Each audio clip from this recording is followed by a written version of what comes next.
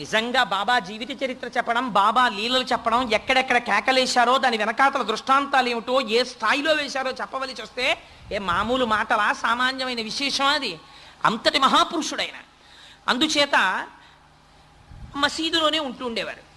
అప్పుడప్పుడు చందనోత్సవంలో పాల్గొనేవారు, అప్పుడప్పుడు హిందూ ఉత్సవాల్లో పాల్గొనేవారు. ఇటు శ్రీరామనవమి వేడుకలు అయ్యేవి, అటు ఆ వేడుకలు అయ్యేవి. ఎవరైనా తన దగ్గరికి వస్తే అల్లా మాలిక్ అనేవారు.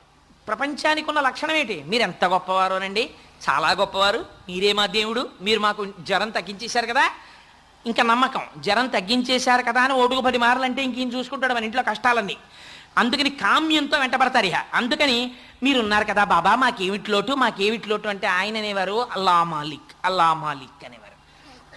అల్లా మాలిక్ అంటే నీకు నాకు కూడా ప్రభు ఒకడు ఉన్నాడు. ఆయన అల్లా. అల్లా అంటే నామరూపాలతో మీరు ఏ రూపంతో పిలవండి,